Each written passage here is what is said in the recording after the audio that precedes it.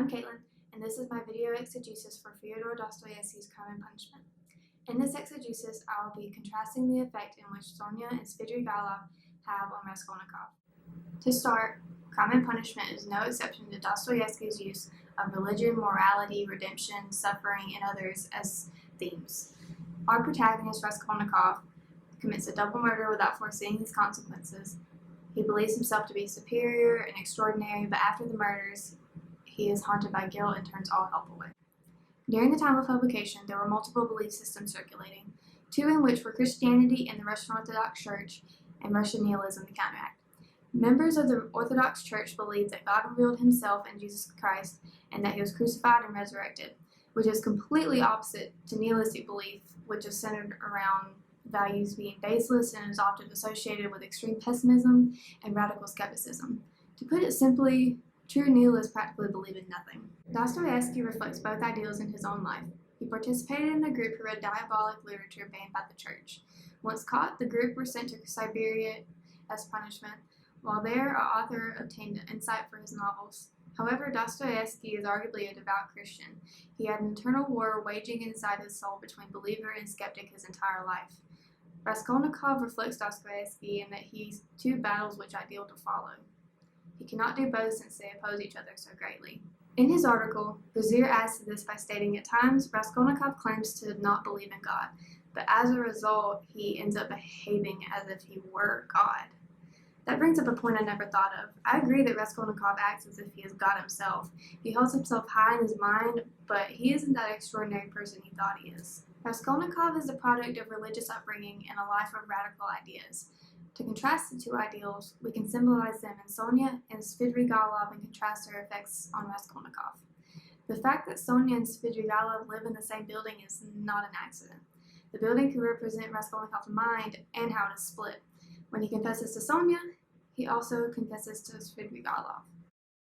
Svidrigailov is a demonic parody of Raskolnikov. He is the embodiment of Russian nihilism. He represents the extraordinary man Raskolnikov wrote about in his article. He seems to think that his thoughts and actions are not restricted by morality and that his crimes are not criminal. His gratification and pleasure are all that matter to him. He is accused of poisoning his wife, possibly murdering a servant, and seducing a 14-year-old girl who committed suicide after. And yet his conscience is clear. Raskolnikov wants to be like this, but the moral, religious side of him creeps back every time. Svidrigailov has a fatal flaw, though. He is obsessed with Dunya, Raskolnikov's sister. He believes that the right woman can rehabilitate him. Dunya, however, does not love him. He starts to fall apart, becomes tormented and haunted, and goes against the nihilistic theory.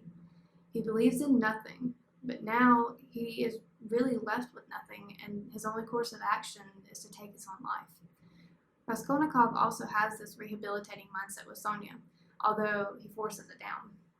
Overall, Raskolnikov's reaction to Svidrigailov seems to be jealousy. He desperately wants to fully fit to that nihilistic mindset that Svidrigailov has and be the extraordinary man that he wrote about, but is too haunted by the moral side of him. Sonya, on the other hand, is a twisted embodiment of belief. She is a prostitute, but has never lost touch with God, and she believes Raskolnikov can be saved. She is the other side of Raskolnikov's split mind and also serves as his passive redemption figure. She isn't active in how she pushes Raskolnikov to confess, but rather just available when needed. She is redemptive because of her suffering. Her suffering becomes a symbol of mankind's suffering for Raskolnikov. When Raskolnikov finally confesses and is sent to Siberia, he still holds on to his theories and values, however.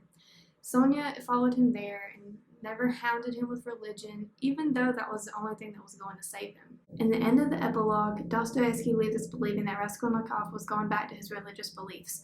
Sonya's compassionate nature and ability to love touches one side of Raskolnikov that is needed to save him. He suddenly realizes that he loves her and wants a life with her.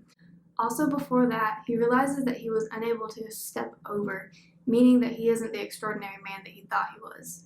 That makes me think that in the end, he really wants to go back to religion and be redeemed for his murders.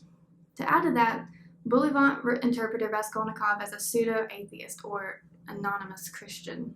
And that seems to be somewhat harsh to me because Raskolnikov doesn't necessarily call himself an atheist, but he does unconsciously believe in God. So it's kind of like his mindset just seems to be a tornado of all these ideas where there should only be one. Back to Sonya and Svidrigailov, these two characters can also be compared to Napoleon versus Lazarus. Napoleon is Raskolnikov's idol. Napoleon achieved his power and greatness through violence, and Raskolnikov wants to be like that. Napoleon is the extraordinary man in his article. He thinks Napoleon cannot be considered criminal because he is an ordinary. However, thinking that Napoleon is a benefactor or a hero shouldn't be considered a good thing.